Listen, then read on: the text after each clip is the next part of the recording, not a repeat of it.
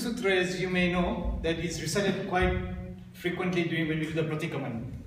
And it's quite a long sutra. It has got 50 verses, and each verse is almost 2 lines. So it's quite a long sutra. Before we sort of go into the sutra itself, let me ask that many of us here have actually done the 2-year foundation course. And if someone were to ask you, how were you to summarize what you've learned in these 2 years? What have you learned? It can then essentially, not only with Jainism, but even with many other faiths, can be broken down into sort of 2 main parts. Religion can be explained through metaphysics and through morals and ethics. So that's essentially the broad outline of how religion can be sort of condensed. All what we've learned, now tattva, whether we learned about astikais, all what we've learned, karma theory, everything can be sort of put into one of these 2 categories. So let's look at the first one, metaphysics. Physics, as we all know, is a study of matter. So many things which we can see. But it's also more than that. So we can also feel. So we can, like in physics, you'll have electricity, magnetism. So things which you cannot see, but you can feel the effects. So there are 2 things with physics. You can see things, or you can feel or detect them. So for example, when you're using this remote control, I can't feel anything, but we can detect that if you press this, then the next slide is going to appear. So that can be, there's some kind of detection system. So then what is metaphysics? So metaphysics is, I can't see, I can't feel, I can't detect, and yet it's a reality. So something which is true, which is a reality, but cannot feel, cannot see, cannot detect. And so for example, karma. Karma, I cannot feel. We talk about all over the Jain universe, this is the shape of the universe. Well, can't see, can't detect, we do not know. So many of the things which are described in religion can come under the topic of metaphysics. It is a reality, and that reality is then again sort of, you believe in it based on your faith, I think. And it's almost like when you are struggling with religion, one of the classic things is to look at the physical world. So for example, if you went to a doctor and the doctor told you that this 1 drop of blood, I can tell you what how many vitamins there are, how many iron is there, whatever. So in that 1 drop of blood, so many things can be known, which to a lay person it sounds very mind-boggling. How can just 1 drop of blood give an indication of so many things? But you know, science has progressed. You believe the doctor, and if you believe in one thing, if the doctor says that yes, this is what it is, then you're going to believe in all aspects what the doctor is going to say. You've got now full faith in the doctor. See, the doctor tells you that you know your bones are actually made of stones, you're going to believe him, because you know that now from the blood point of view, yes, you have got full faith, and then you'll have faith in everything else. So similarly with religion, in our scriptures we start believing a few things here, and then we'll say, based on this, what about Guru Acharyas and what's being said, you extrapolate, and then you have the full faith. That no one has seen it, no one has proved it, and yet you believe in it. So metaphysics, so for example, when you look at metaphysics, it does not affect our day-to-day life. Metaphysics is, so as Vinod Bhai once rightly said, who cares whether the universe is shaped like a triangle, whether it's square, or whether it's circle? Who cares about it? It does not make any difference to our day-to-day life. But it's still an important part. So the quest of knowledge, the thirst of knowledge, will make you understand what is the law of karma. How many different types of karmas there are. So that's all theoretical knowledge. It's not having any impact on a day-to-day life. So on the day-to-day life, you have the moral and ethics. So these are the 2 ways. So all what we've learned can be put into one of these, and not only with us. If you look at Christianity, the 10 commandments, this is what you need to be doing. So moral and ethics. So that's all can be grouped into these 2 areas. So the moral and ethics then leads to the code of conduct. So the purpose of describing this is, where does Vandittu Sutra fit in? And as we go along, so Vandittu Sutra fits in under the moral and ethics into the code of conduct, the Vandittu Sutra. So if I just go here, so in the code of conduct, again that can be broken down into 2 main branches. One code of conduct for the monks and nuns, which are known as the Mahavrats. So they are supposed to be following the main vows without any exceptions. So let's look at Mahavrats. Mahavrats means what? Mahatma Gandhi. Maha means great, and Mahatma. So Mahavrats means great vows. Now let's look at Mahavrats. What does Mahavrats mean? It's great for 2 points of view. Mahavrats means those vows are great. They are much more superior than some of the other vows. So that's what greatness is. Or the Mahavrats could mean, there's another meaning. Even if it's a small vow, but for the monks and nuns, there can be no exceptions. So even if it's a small vow, but the monks and nuns can have zero tolerance. You cannot violate those laws. So those are the Mahavrats. So either they are very superior vows, or even they could be an inferior vow, but with no exceptions, which we cannot follow. So for us, then which we have got the Anuvrats, the minor vows. So they are vows slightly lesser than the monks and nuns, or even it's stipulated that if you have to follow this rule, we know that you're going to not follow them strictly, so there are going to be some, there'll be some relaxation on those vows. So Vandittu Sutra then comes under the Anuvrats. So the whole sutra a big part of that sutra is to deal with what are the vows for the Shravaks and what are the relaxations, and if I have actually violated some of those vows, then how can I repent for it?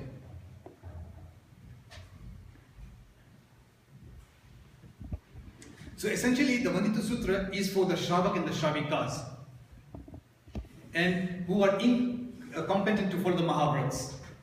So that's the sutra is going to be discussing about that. The main thing here is that we are going to be following those vows partially, and to follow all disciplinary codes on account of one's capacity of endurance. So there is no prescription of saying this is what you should be following. It all depends on every single person's capacity. If you are sort of not highly evolved, you follow it to this level. If you've sort of progressed spiritually quite high, then you follow it to a higher level. So that's a very important part, that you are supposed to be following the disciplinary codes on the best effort basis. You are your own master and you are your own judge. So essentially it's to you. Okay, this is what I've done, I now need to progress a bit further.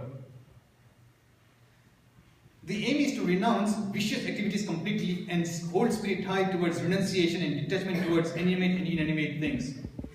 So the goal is always superior. We know that we are not following it completely, but we should always strive higher. So that's the aim of the sutra. We are supposed to fulfill all social and family duties, adopt vows and destroy intense passions. So the key factor here is the vrats, the vows. That we are all supposed to, and as it said, vows actually like a boundary towards the life. Otherwise, we are just like a wild, free-spirited animals. But we all need some kind of, even if you look at the day-to-day world, you have traffic signals. There's some limitations as to whatever we do. So let's look at this. So we have now looked at the code of conduct, the monks and the laity. The monks would have the Mahavrats, and the Anuvrats are the minor or partial vows with some exceptions. Now, how many are there? There are 12 Anuvrats which are described. So Anuvrats is again the 5 Anuvrats. So essentially it's like it's repeating. So for example, when I say I'm fasting, fasting has got many words. The word fast, either you're going very fast or you're fasting. So similarly, Anuvrats is the name of the group. All the 12 vibes comes under Anuvrats, and also the subset is also called Anuvrats. So 5 Anuvrats, the 3 Gun Vrats and the 4 Siksha Vrats.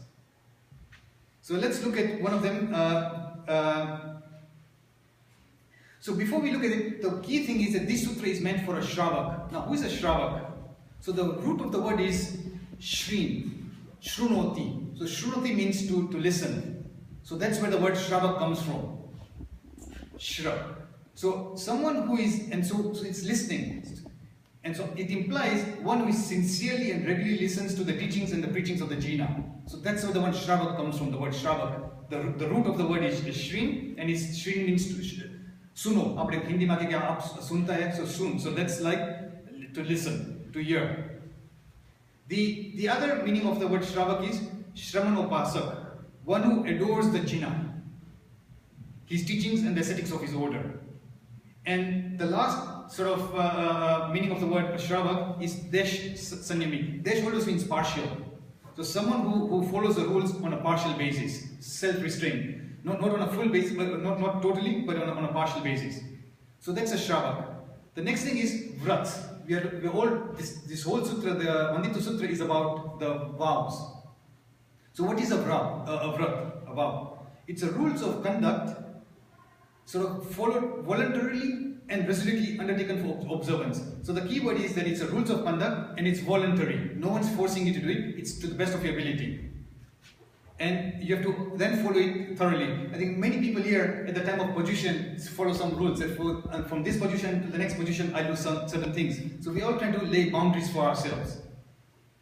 And the key part to this is samyaktva is very essential. So the right faith. Why are you doing certain things? Are you just doing it because of herd mentality, or are you doing it because of the proper reason? So it's almost like having a car but not having the right key for the car. So you can have a very nice expensive car, but if you don't have the right key, then everything is useless. You can't drive the car. So that samyaktva is a small thing, but it's a very, very important and part of this, to having the right faith. And that puts you on course, on track. Otherwise, there are a lot of other people in the world who are doing good things, but they might not have the right, they're just sort of good morally and ethically, but still not following the right path. So the question is that now we are not looking about the Mahavrats, we are going to be looking about the Anuvrats. So what's Anu? Anu means small, atom. Anu. And Vrats means vows. So I think I discussed earlier that vows could be minor compared to the Mahavrat. So these vows which you're going to be talking about are inferior than the Mahavrats, the Vrats which the monks and nuns are going to follow. And again, it's also minor, so that means we're not going to be following it as strictly as the monks and nuns. So we are going to have some relaxations within. So you got the 5 Anuvrats, the 3 Grunavrats, which are known as strengthening vows, and then you got the 4 Shiksha Vrats, with the disciplinary vows. So in total there are 12 vows under the Anuvrats. Now, for Shravaks and Shravikas, in the scheme of Vrats, provision is made for possible atichars. You might sort of make some mistakes. So that's what's outlined. That do not lie. But even in the principle of lying, well, you might be having some white lies, and there are some provisions made for it. And you want to minimize some of these flaws which are allowed. So atichar means transgressing the limit of the vow. So this is the vow which you have set, and you've gone beyond that vow. You've transgressed.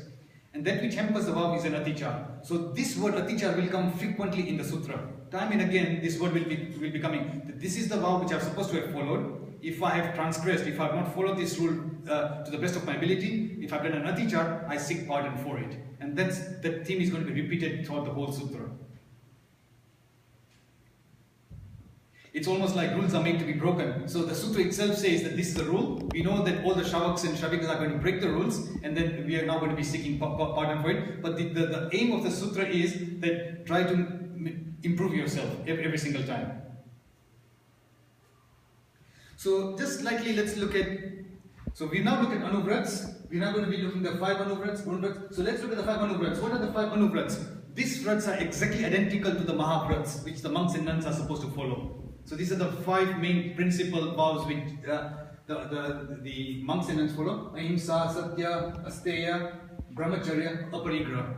Exactly the same, but with slight relaxations, so that we know that we cannot follow Ahimsa to the extreme level. There are going to be because we have to go to work, we have to cook, we have to do so many other things. So they're going to be abstaining from intentionally injuring mobile living beings. So that's the scope of the Ahimsa. That willfully we do not want to hurt or harm any living beings on a willful basis. So intentionally injuring any mobile living beings through mind, body and speech in any of the 3 ways. Karu, Karavyu and Anumodyo. I got it done, or I even thought of someone doing it for me. So essentially those are the 3 ways. This is the scope and the limit of the Ahimsa Anuvrat. And what is Atichar? What is something which you have actually flaunted this rule here? Severance of any pran. Pran means it's the life force within all living beings. We've got a pran, animals have got a pran, plants have got a pran. So it's a life force which sustains any any living being. So severance of any pran moved by passion or remissness is violence. So out of just passion, krodh, man, maya, lobh, or remissness, laziness or carelessness, and if you've done that now becomes an atichar. You've now gone beyond the rule which was limited from the Ahimsa Anuvrat. Similarly, Satya, untruth that may cause great harm, destruction, imprisonment or death of a person. So we know that we might be saying a few lies here, but if you're not going to be saying a lie which might cause any of this, then you have really transgressed the rule of untruthness for actually a Shravak and a Shravika. Similarly for Asteya. attaining items not given by the owner. So anything which is not given by you is theft. Celibacy outside one's affiliation by marriage, and aparigraha. What does aparigraha mean? Graha means to get. And what does pari mean? Pari means from all sides. So to get anything from all directions is parigraha. So that's the definition of parigraha. So to accumulate from all sides. I want from here, from all the directions. When you want to accumulate from all directions, so that's saying that I just want to accumulate everything. And aparigraha is the opposite, that you do not want to accumulate from all directions. And as we go along to the sutra, we'll see that aparigraha is of two types, external and internal. And so the key factor here is the infatuation, or the desire, innate desire to acquire things. Outwardly you might have a lot of things, but it's an innate feature within you. So we've looked at the 5 Anuvrats. Which are the 3 Gunavrats? Digvrat, Bhog, Pariman Vrat, and Anarthadan Viraman Vrat.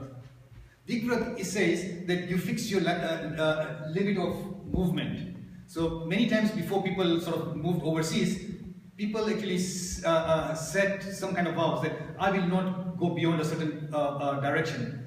And what are the advantages of that? It limits your activity, your sphere of violence. If you said, I'm not going to be, I knew of in fact my mother's cousin in Boston, she set this rule, that she was in Boston, and she said that every day I go from here to my work, and essentially, so she said, I will not go beyond a certain direction, more than 10 miles in a month. If my parents fall sick and I need to go to India, that's going to be one relaxation. So she set a limit of directions, or I'll be going on holiday every 6 months. So I have got 2 relaxations. But otherwise, so sometimes we're just sitting there and saying, I'm getting a bit bored, let me go to the shopping mall. She says, no, I've actually set my limit that I can't go more than 3 miles beyond this direction, so I can't go now. But she might have said, okay, I can go 5 times a month or 6 times a month, depending on your circumstances. So that in itself curtails your activity, your sphere of influence.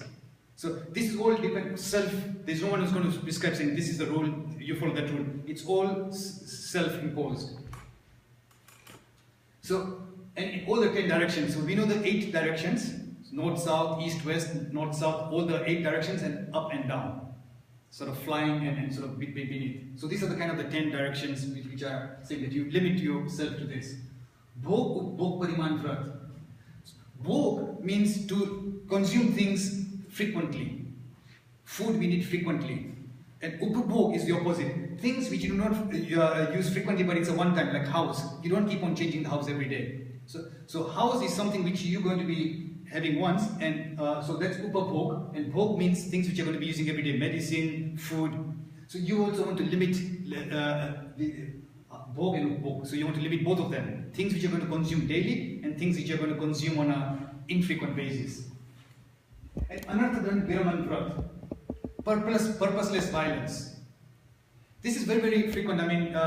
Just last weekend we went sort of to the park, and you just see, like, you can see, so we might have done this when we were young. You go to the park, you're sitting there having a picnic, and what do people do to pass the time? Just pluck grass.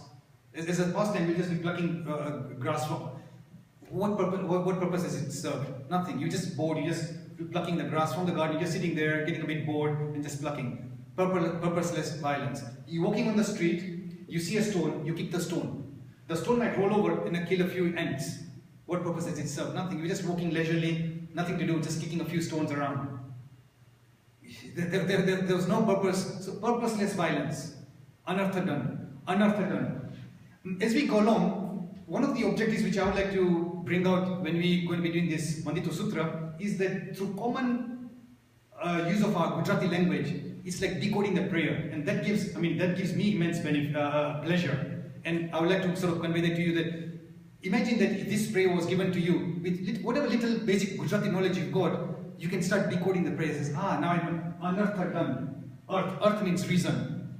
Anarth means without any reason. Dan means sort of to cause some harm, and dan mero. So with little basic knowledge of Hindi or Gujarati, you can start decoding the prayer. So inauspicious reflections. Khota vichar karwana. It's not going to materialize anything, but you're still contemplating on evil or wrong things.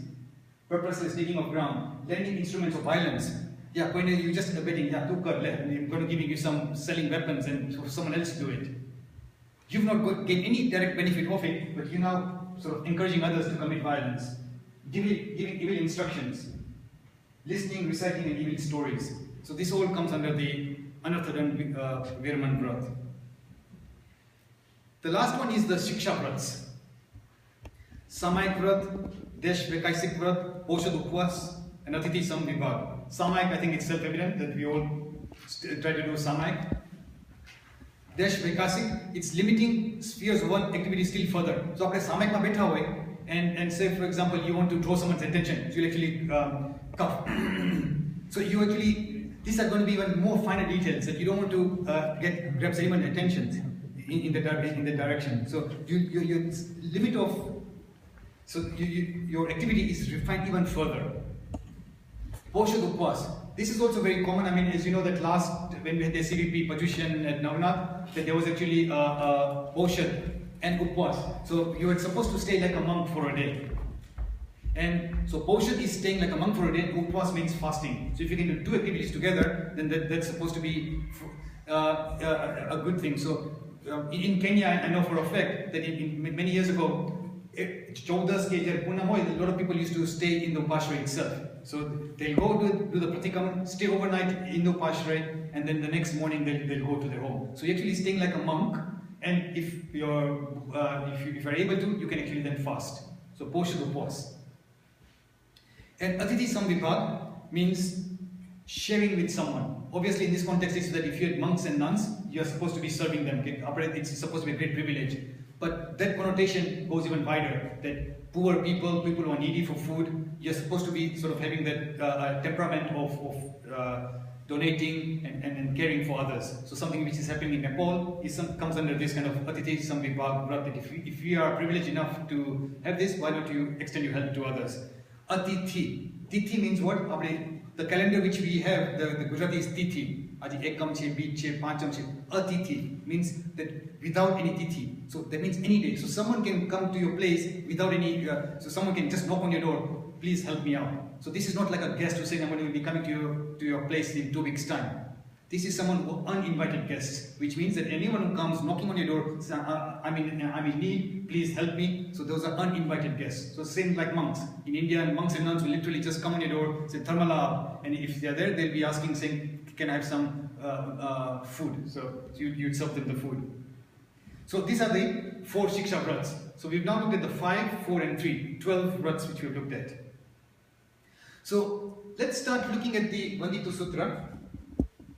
And there are 50 kathas. Obviously, I won't go into all of them in great detail, but for a few verses, I would like to go on a line-by-line basis and try to sort of, as I explained to you, that let's see if we can decode the prayers. So the prayer starts with Vandittu Savasiddhe.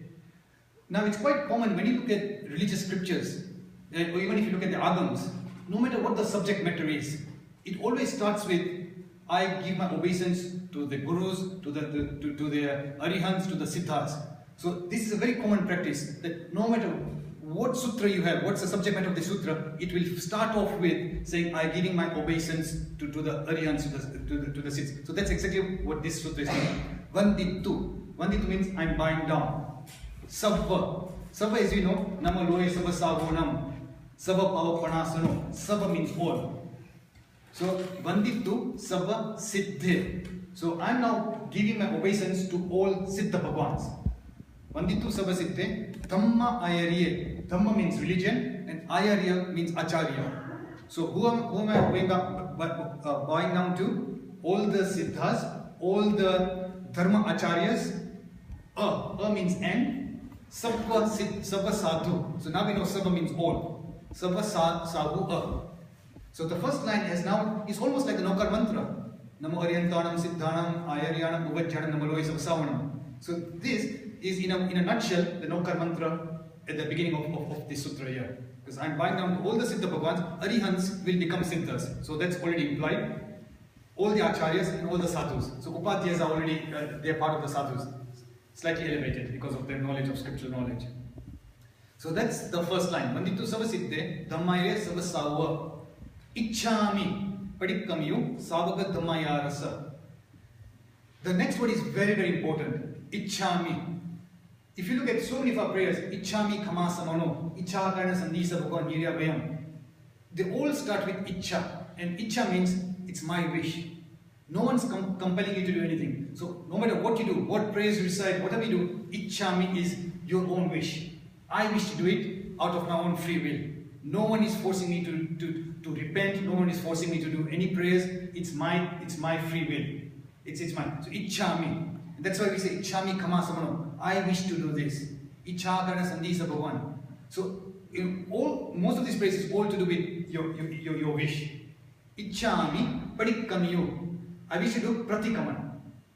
Now Pratikaman, as many of us know, that we are supposed to be doing one in the morning and one in the evening. If not, then there is quarterly or every fortnight. And if not that, then every Chomaso Vetyare. And if not that, Samvatsari. To that extent that recently the people who actually follow the Dada Bhagwan of Simandar Swami, they actually say that Pratikaman should actually be not even like morning and evening, it's actually instantaneous. That if I've actually shouted at you and then I suddenly realize that, oh, by the way, I actually did something wrong, the Pratikaman is instantaneous. Even if that person is not around, you'll actually, in your mentally, say that I think I did the wrong thing. So the Pratikaman essentially it's not like a ritual saying it then eventually becomes like a instantaneous routine for you. So I wish to do Pratikaman for what? So the first line has just been given your salutations to all the who you believe, who are your gods, who are your idols, and the next it goes to Ichchami Padikkamyu Savaka Dhammaya Rasa. So Savak means Shravak. So as we like to say, Shravak Dhammaya Rasa. So I wish to do, so Dhamma means religion, and Iyarasa means any violations which I have done. So if I have done any violations of the Shravak Dharma, so whatever is supposed to be the code of conduct for me as a Shravak, whatever I have not done properly, I wish to Pratikaman for it. So this now becomes like the, as you call it, the global picture. This is setting the scene, and now it's going to go into a little like an executive summary. So now you've now done the executive summary, now you're going to go into a little bit more detail. So the next line starts saying, Jo me, whatever I have, Jo me, me, Vaya iyaro, Vaya means vrat. So whichever vows, iyaro, that means aticharo kero che. Atichar means which I've actually flaunted, I've actually committed some violations against those rules. Jo me Vaya, Vaya means vrat, iyaro, nane ta dansane, chariteya. And also, if I have, we all know that the jewels for Jainism is the Samyak Darshan Nan Charitra, the right knowledge, right conduct, and right faith. But if I have now gone the wrong knowledge, wrong faith, and wrong conduct, then that's actually a violation. So I now wish to do Pratikaman for what? Two things. One is that if I have actually violated any rules of conduct for the Shravak, and secondly, if I have done any violations for Nane Dansane Chariteya. So that's Nan is Nan, Gnan, Taha, Dansane, Darshan, and Charitra. Suhumova, Bayarova. Okay, so what does Suhumo means? Sukshma. Sukshma means minute. And Bayaro means Bada. Bada means gross. So let's see what this means. Let's say, for example, you went shopping. And as you know that if you go shopping with ladies, they'll say, gaimu ke nahi, and they'll say, oh, gaimu. But they'll say, oh, sabu che, le che. But the ladies will say, no, design arm che, no, cut arm che. And you just makes you wonder, okay, I just saw something on a gross level, but I could never imagine that you could go into such minute details, like this is how it should be like this, and the style is like this. So now they're going to such finer, minute details, that's like the same entity, but you can look at the gross form, or you can look at the minute form. So Suhumova, Bayarova. Again the same thing, a drop of blood, blood medu, so that's a gross form of blood. But a medical doctor can go into such minute details and analyze so many things. So with physical, so the reason to have the analogy with physical and to do with spiritual, it makes it so much easier to understand. Because what does it mean by spiritual? Suhumova, Bayarova. So any of these vrats, which I have now followed on a gross levels, okay, fine, so that's a gross level, everyone knows I'm not eating. But then, behind, behind that there might be something which is much more minute than upwards. Is my temperament a bit more controlled, or am I getting very irritated? So that's now getting to a sukshma level, much more minute level, internal level. So whichever vows which I have violated for a Shavak Dharma, Sumova, Vairava, so Sukshma and Badar. Savajya Bahuve Arambe. Savajya means Savadya, so with intention. Bahu Vihe, many types. Bahu means Akrubadu, Bahu. Vihe means types. Arambe. So I might have done so many different types of activities, and through all those various activities, if I had some evil intentions, evil thoughts, then I wish to do Pratikaman for it. So as you can see, it almost becomes like a very scientific prayer. It's very logical. It's now saying I want to do Pratikaman. Why do I want to do Pratikaman? This is the reason I want to do Pratikaman. For what? Sumova Vairava tam ninde tam chakariyami. So now what I'm going to do is, how am I going to repent for it? There are two ways I'm going to repent for it. Ninde and garihami. Nindami. Ninda means self-criticism. I myself, I'm going to contemplate and saying that's ninda. After getting by ninda kar, it means criticize. You're going to be gossip about others. But now this is going to be ninda with yourself. I should not have done this. So that's ninda. And garihami means in front of a Guru Maharaj and Acharya. You would actually go to someone like in the Christian faith, you would actually go and confess to the priest. So that's like the confession. So you're going to someone and say, this is something wrong which I've done and I wish to confess for my sins. So that's garihami. So that's the two ways I'm going to be doing Pratikaman. One is self-criticism and the other one is in front of a Guru Maharaj. Tam ninde tam cha garihami. So that's now done. So now we go into the third verse. Duvi hai parigami. Duvi means do. Vihe means types. As you can now see that you can start decoding the phrase. Duvihe. Vihe means types. That word is coming quite frequently. Vihe. So two types of parigami. Parigami means a parigraha. Accumulation of things. So there are two ways of how I can accumulate things. So what are the two ways of how I can accumulate? External and internal. You might not own a single thing, but there's internal desire. I really want this. So one is outward and one is internal. And the one which is a little bit more dangerous is the one which is internal rather than external. So duviya parigami. So there are two ways of how I want to accumulate things. Duviya parigami. Savajya bahuve arambe. So yeah, that's the other one. So and through this accumulation, I might be doing so many evil activities just for me to accumulate all the, so many things. Karavane akarane padikami desyam sabam. Again, is it karavane, karayu, or karavane o karane, o me pote kairu. So either I got someone else to do it for me, or I did it by myself. So for all this parigrami, if I've done all these evil activities, Savajya bahuve arambe. Arambe means violence. So apne kaam mate karu pade. So for so many things we might have to commit violence. And either I got it done or I did it myself. For that I do padikame desyam savam. Padikame means pratikaman. Desyam means divasma. Akha divasma. Savam means all. So if I've done all of this, then I wish to seek. I wish to pratikaman for all that. The English sort of small or big violations which are committed by me in vows and in gnans, and the next one is I perform Pratikaman for all the sins committed during the day due to two types of possessiveness and by doing and causing to do many types of sinful activities. Then it goes to the next line. Jam baddha vindiyehim choim kasai papasattehim ragenava vosenvatam ninyatam chakarihami. So jam baddha. Baddha means band, attachment. Karma hoy, it attaches to our soul. So jam baddha mindiyehim. So how would I bind karmas to my soul? Indiyehim, through our five senses. So those are one of the classic ways of how we actually bind karma. So all through our senses. Touch, taste, smell, hearing. So all the five senses will be binding karmas. So jam baddha mindiyehim, chohim kasayehim. Chohim means char, and kasai means kashais. Krodh, man, maya, lobh.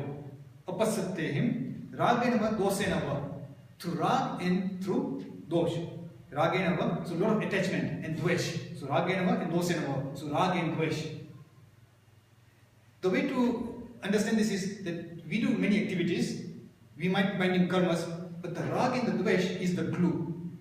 So we can, I got angry, okay fine, but I got angry because of intense hatred or intense attachment, that's the glue. So karma has got many different types. So sometimes karmas can be sort of shed off quite lightly through tap and some karmas are quite chikna karmas, which are very sticky karmas, and that depends on the rag and dvesh, with what intensity of attachment or hatred you did. So the rag and dvesh essentially becomes the glue with which it sticks to your soul.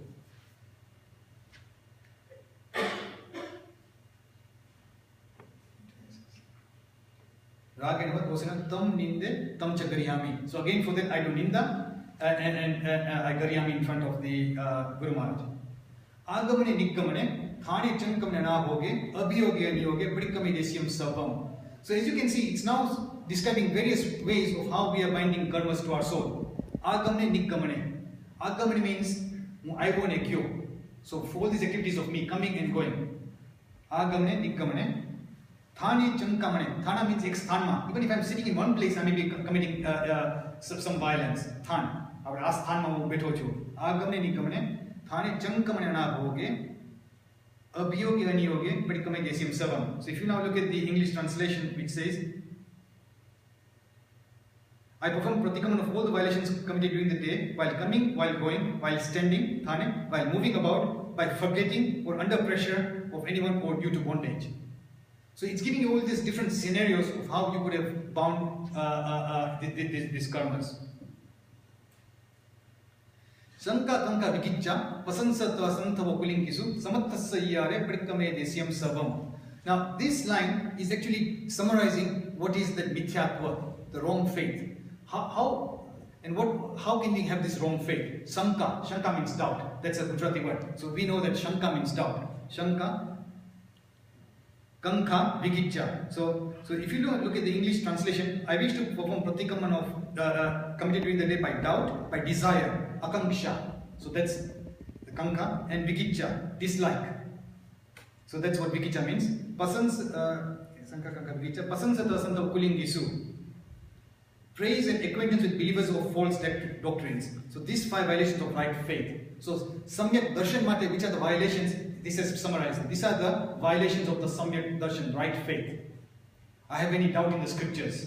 I don't believe in them. I dislike the scriptures. I don't like them. So dislike towards something good, or the scriptures. So this would be against the right faith. So Samka Kanka Vikicca, Pasansat, and then associating yourself with wrong beliefs. So you always find people who sort of share their own views and saying, who believes in all these things. And so if you sort of keep companies with that, then again you're going along the path of the wrong faith. I'll just finish off the 6th one and then we can carry on next time. Chakaya samarambe, payane apayavane aje dosa, and the next line is atattha yaparatha, upayatha chatyam ninde. So what it says is Chakai Samarambe. I have violated 6 life forms. So what are the 6 life forms? Okay, there are 6 living beings which I might have hurt. So Jainism believes that all life, whether it's in this planet, wherever you talk of the entire universe, there are only 6 forms of living beings. So which are the 6 forms? So we know that the 4 ones: air, water, earth and fire. So Macharta Vigya, plant bodies. And the 6th one is all mobile beings. So can you imagine all mobile beings? All animals are vigya, Beindriya. So Beindriya, Teindriya. So flies, animals, even angels, even hellish beings, all of them have come under Traskai, which is known as mobile living beings. So this gives you the 6th group of living beings. The 4 elements: earth, water, air, fire. Plant bodies, plants cannot move. So those are the 5. And then 6th one is all mobile beings. So that captures all the living forms which Jains believe in. So Chakai Samarambe. So I have actually caused violence to this Chakai. Payane apayavane. Pakai wo khawana apne. Pakai wo or got someone else to cook for me. Payane apayavane aje dosa. Ema je pan ke dos laiko hoy to em maafi માંગુ છું. We know that every day we need to cook food. We cannot survive with it. But that does not mean that you seek forgiveness for it. I need to do this. I have a physical body. I need to eat, and do that. It's fine. But you cannot debate that there are some life forms are going to be injured, and I need to seek. You cannot be blasé about it. So it's very important to know. Okay, yeah, but for that I'm still going to be seeking forgiveness for that. જે દોષ લાગ્યો હોય, જે કાંઈ પણ મને કર્મ લાગ્યા હોય, અટકથા યા પરઠા ઉભયઠા ચેવતમ નિંદે. And that's also very nice. So what it means is, I perform pratikaman of the violations committed.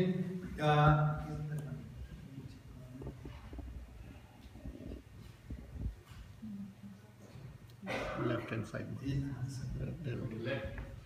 Oh yeah, sorry, sorry. That's the faults which are committed by injuring the living beings by 6 forms, and by cooking or getting cooked for himself, for others, or both together, I censure them. So, apna mate, even like a restaurant, I bought it cooked for some other people. For all these things, I'm seeking for forgiveness.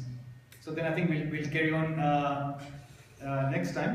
I won't go line by line for all the 50 gathas, otherwise it might take quite long. Then we'll just go and capture the essence of all the other ones. But I think the whole point is that once, when you now start doing pratikaman, when you start reciting these prayers, you start getting that you can actually start decoding these prayers by yourself, and then you actually start enjoying and understanding the prayers in a much more better way. Otherwise, it would all be Greek and Latin for most of us. But just try to show that it's very easy to, with some of these translations, to start decoding the prayers and getting the essence of it. I think now what we're going to be doing is that we want a quick survey. We've been finding that the adult class numbers are actually declining, and we like to see that, like to do a quick survey of what's good, what's not good, what we could do to improve. So I think Bakul Bhai is going to hand out a few, and we'd like you to actually do the short survey and give us the feedback right now.